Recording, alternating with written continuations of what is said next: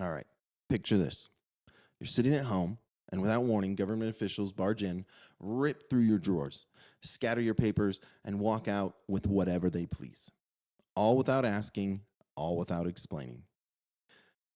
This wasn't some dystopian movie or a raid on Mar-a-Lago. This was life in colonial America under the British rule.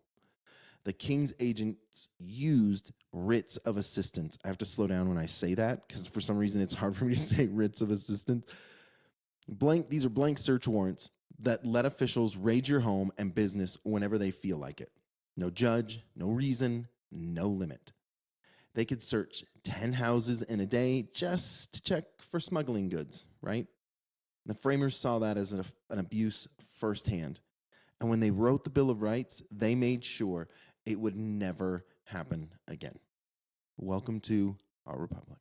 When in the course of human events it becomes necessary for one people to dissolve the political band, sailors and airmen of the Allied Expeditionary Force. Well, I think it's time we ask ourselves if we still know the freedoms that were intended for us by the founding fathers. Not Those three hallowed words reverently dictate what you ought to be, what you can be, what you will be. we pledge to each other our lives, our fortunes, and our sacred honor.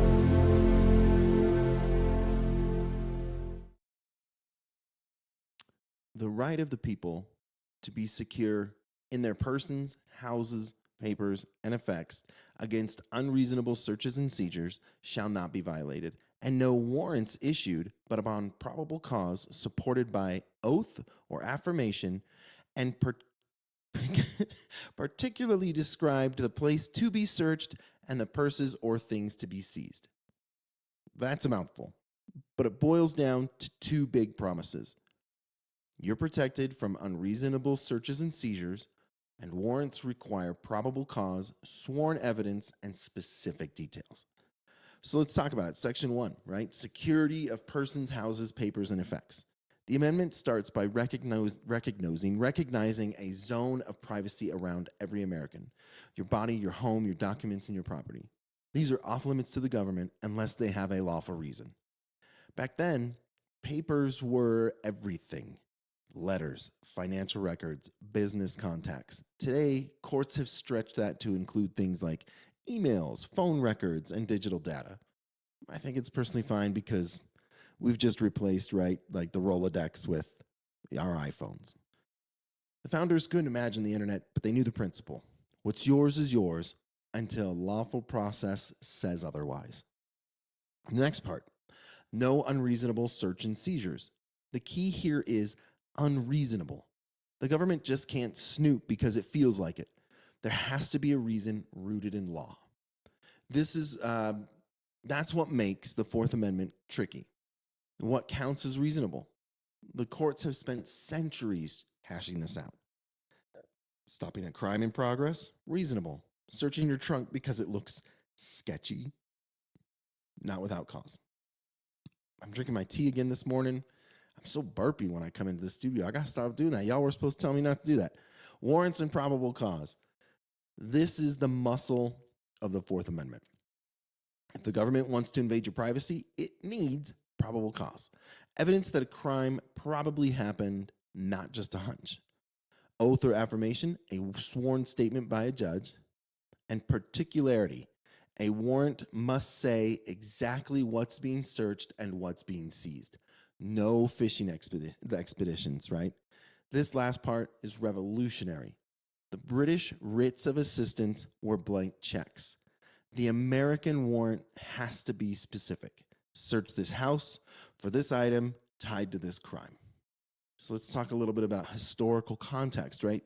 James Otis and the spark of the revolution. This wasn't for them abstract theory. In 1761, a fiery lawyer named James Otis Jr. challenged writs of assistance in Boston. He thundered that they violated the right of Englishmen and gave officers a power that places liberty in the hands of every petty officer. John Adams, who sat in the courtroom as a young man, later said Otis's argument was the spark in which independence was born. 20 years later, that spark became the Fourth Amendment. So let's talk about the next part, the take care principle of inaction. The fourth isn't just about stopping abuses. It's about forcing accountability. By requiring probable cause and sworn evidence, it demands that officials justify their actions in writing. That process itself is a check on government power. The founders said, if you really think someone is guilty, prove it to a judge first. No shortcuts. Ultimately, the Fourth Amendment is about dignity. It says every American has the right to shut the door, lock the drawer, and keep their private life private. The founders remembered what it was like to have soldiers pawing through their homes and their belongings. They built a constitution that says never again. So fast forward to today. The Fourth Amendment is one of the most litigated parts of the Constitution. Every new technology tests its limits. Can police track your phone with GPS without a warrant? Court says no. Can they read your text message? Needs a warrant. Airport security cameras? Allowed, but only for safety. The principle never changes. Government power stops where your privacy begins, unless they can prove a lawful reason to cross that line. The Fourth Amendment wasn't written for comfort. It was written as armor. The framers remembered what it was like to have soldiers and tax collectors rummaging through their homes at will.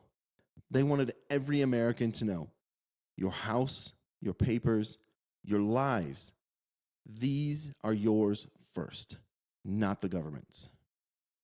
I really appreciate you taking time to listen today. And remember,